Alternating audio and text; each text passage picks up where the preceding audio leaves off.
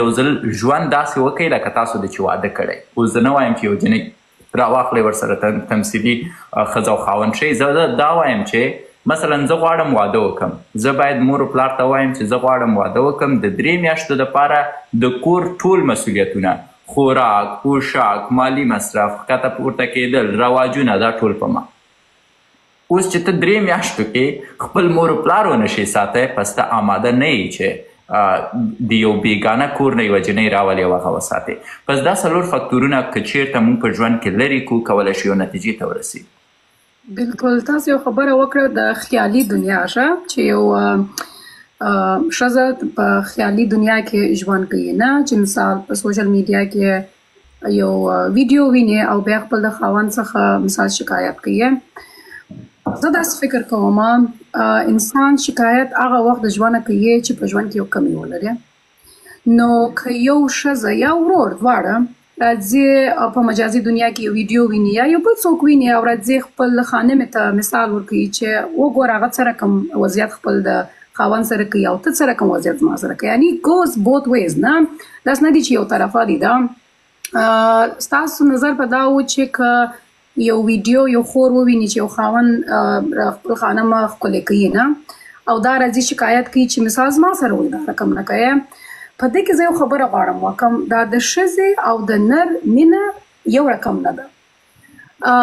نر ته زما په نظر مینه یعنی عزت ورکول، چې هغه کور ته راسي ته په شونډو دې مسکایي، هغه کور ته راسي ستړي ته یو ښه مطلب ډوډۍ ورته تیاره کړي، یو ښه وضعیت سره وکړي، کور دې پاکي، ماشومان دې پاکي، ته مثال په یو ښه حالت کې یې. مګر ښځه چې ده، ښځه بیا بله کم ده. ښځه بیا رښتیا هم ناز غواړي، ښځه رښتیا هم الفاظ غواړي.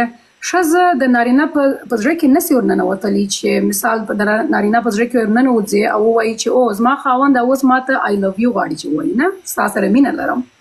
تر هغو چې په الفاظو کې دا نارینه خپل خانمې ته ونه وایي چې زه ستا سره مینه لرم، دا ښځه نه قانع کېږي.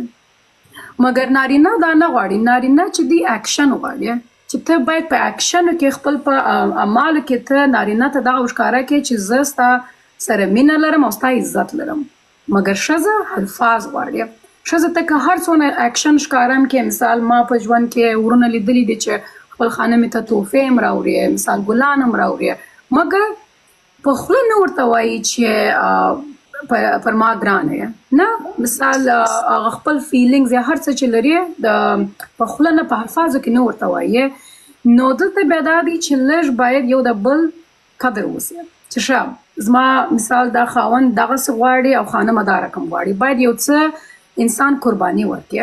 دا ونه وایي چې یو ښځه د خیالو په دنیا کې ژوند کوي. نه مثال خبره د ګل ده، نو دا ګل په میاشت کې یو وارې څه زور غواړي چې نارینه یې خپل خانمې ته رانیسي. که د دې خانمه په یوازې دغه ګل باندې خوشحاله کېږي، نو ګل خو یو ډېر ناچیزه شی دی نه. او دلته تا خبره وکړه چې مثال د واده کړي ژوند ترمنځ چې مثال د مشکلات راځي. زما په نظر مشکلات هغه وخت راځي چې تا د داسې یو کس سره واده کړي یې، د هغه سره ته د اول سر څخه یو دوستانه ژوند نه لري. یعنی د واده کړي ژوند چې مثال انسان واده کوي، اول باید هغه انسان سره دوستی وکړي. ولې زما په نظر اول کمیټمنټ راځي، بیا مینه راځي.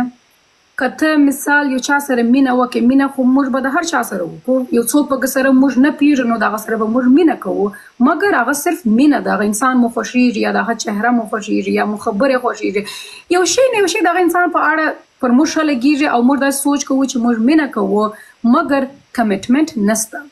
کمیټمنټ کې به دغه نور شیان راځي چې اعتبار دی، یو د بل عزت کول، یو د بل قدر کول، یو بل ته قرباني ورکول. هغه ګرده په کمیټمنټ کې راځي، په مینه کې نه راځي. مینه خو موږ د یو فلم هلک سره هم کوو نه، چې یو هلک ووینو دا وګوره مثال شاهرخ خان دی، زه یو مثال درته کوم. نو زما په نظر یو شی زه غواړم ووایم، موضوع بل طرف ته لاړه نشي. 2 خبرې تاسو ډېرې مهمې وکړې. یو مقایسه کول دي او یو د انجونو هلوزینیشن دی. او زه په هلوزینیشن تر ډېره حده پورې ځکه تاکید کوم چې د اکثریتو خلکو ژوند د دې د خاطره تباه شو چې ښځې یو ځان مقایسه کوي، بل هلوزینیټډ دي، تخیلي دي. هر هغه فرد چې خپل خاوند یا خپله ښځه د چا سره مقایسه کوي، د هغو نه بل احمق انسان نشي اوسېدی په ژوند کې.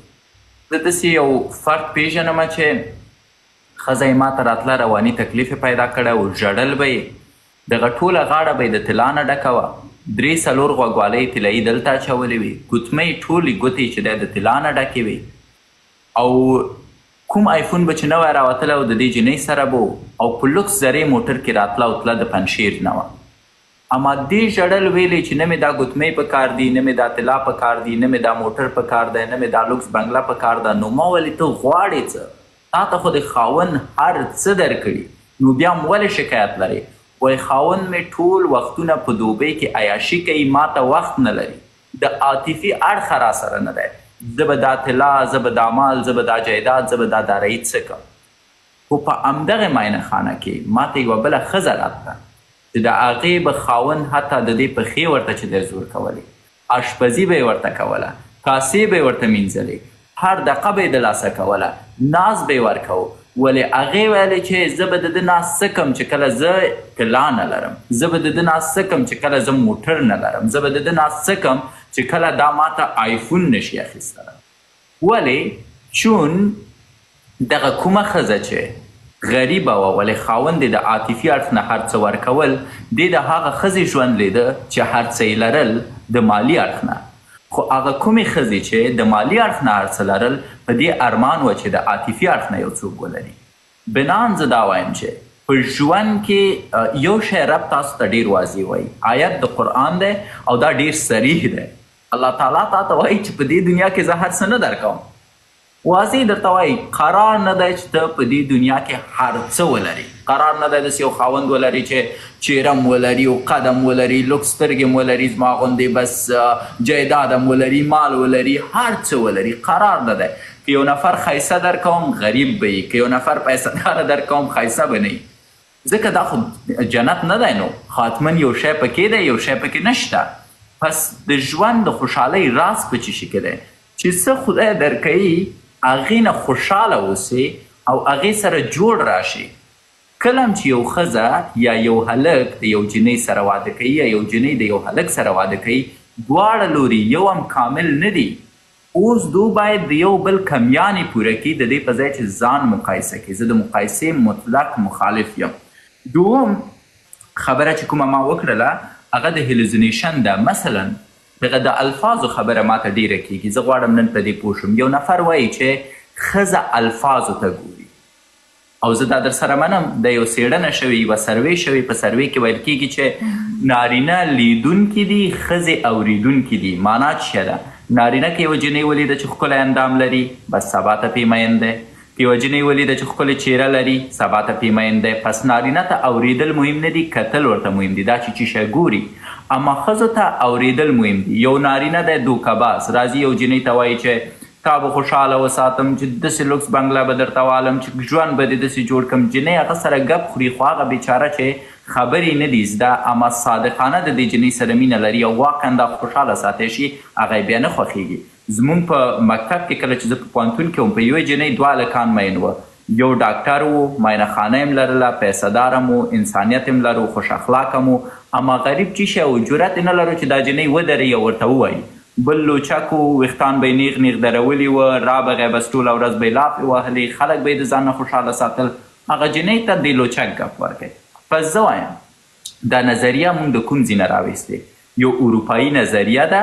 په ټوله کې د هغه خلکو لپاره اټراکټیو ده چې ورته ښایي که چیرته تاسو غواړئ یو جنۍ ته ګپ ورکئ، دې ته ښه الفاظ وکاروئ. اوس آیا واقعا دغسې یو سروې باید موږ د خپل ژوند خط مشک وګرځوو؟ نه. نجونې باید په دې پوه شي چې دغه کوم هلوزینیشن کې چې دوی اوسیږي، چې والا ماته که یو څوک ښه الفاظ وایي، دې ته زه ضرورت لرم، ماته ښه الفاظ مهم دي، دا هلوزینیشن ده. د دې نه باید راوځي. که چیرته ستا خاوند تا ته ښه الفاظ نشي کارولی، ته یې باید درک کړي چې ولې درته نشي کارولی. که چیرته ستا خاوند د وظیفې نه ستړی ستومانه راغلی او په سر دې موچي نه کي، ته باید خفه نه شي، په دې فکر ونه اوسې چې والا په سر یې موچي نه کړم نن د چا سره جوړ دی، بلکې باید پوه شي چې نن کیدی شي یوه بده ورځ ولري.